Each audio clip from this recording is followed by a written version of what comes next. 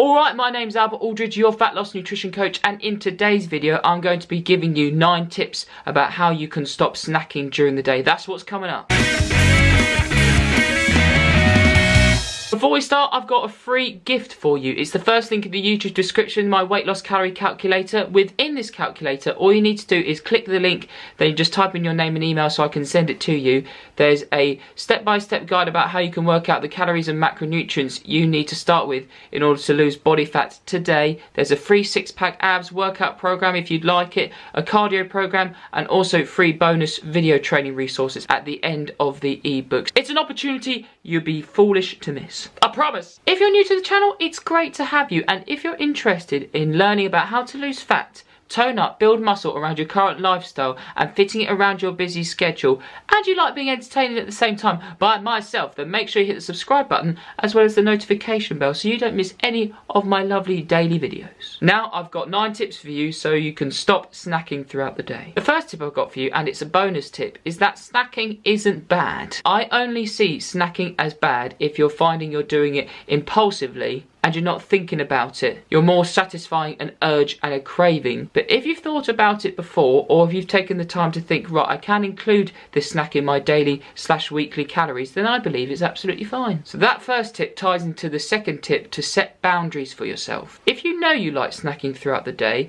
then make sure you have plenty of water to take with you to work or have around at home, because that can help bloat you out, and staying hydrated will lessen the chances of you feeling hungry between meals. Or you can make sure you weigh out a certain snack you like to have. For example, people like to have fruit and nuts, people like to have a few crisps to snack on, or even a piece of fruit. You can prepare these in advance on the food weighing scale, weigh it out so you know exactly how many calories you're having, or you can just factor it in. If you're having like an apple, that's typically a medium-sized one, 70 calories. Have them to hand, and then you know throughout the day you've got certain snacks you're allowed to have and you've allowed yourself to have within your daily calories, and you don't need to feel guilty when having them because you factor them into your calories. Third tip is to try to eat more slowly. I understand this isn't always possible when you're doing a busy work schedule, but if you can, just try and make sure that you finish the mouthful before you start the next mouthful and the next bite. So if you are going through an apple, swallow that portion of the apple, then go for the next bite. You'll take longer over it, you'll really savour the flavours, and you might actually find that you feel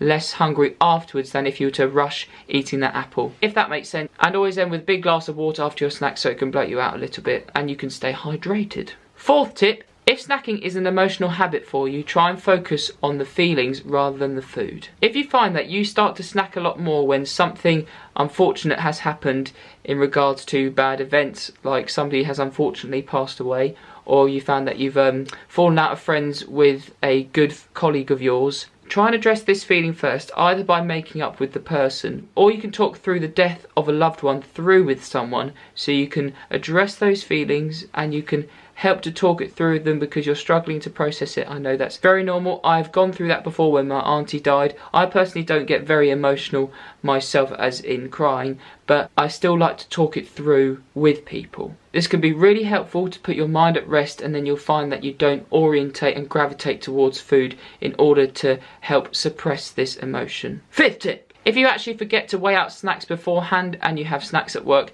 make sure you track it in a journal or a physical notepad so you have it there in front of you, and then at the end of the day you can think, right, I've had all of these little snacks during the day, I'm going to have a slightly smaller dinner. Or it will allow you to know that you need to do a little bit more exercise the next day if you want to factor in those extra calories, or you can just reduce your intake over the next few days. Sixth tip, make unhealthy snacks less accessible. Very good one, because when you have a more healthy snack, it's likely that the calories per 100 grams are going to be a lot lower, so you'll be able to have more of the healthy food for the snack, so you'll feel more full after having the healthy snack rather than the unhealthy snack. Get the unhealthy snacks out of the food cupboard, and when you feel comfortable with a flexible dieting approach of having healthy foods 70 to 80% of the time, and then 20 to 30% of the time having unhealthy foods, you can reintroduce the unhealthier foods back into your shopping list because your relationship will have improved with them. I think this is the 7th tip. Don't associate snacks with rewards. Can be very easy when you hit a certain checkpoint at work, if you're writing an essay or doing some data entry, that you reward yourself with a lemon sherbet. Then after a while you're mindlessly doing it and you've actually had 20 lemon sherbets.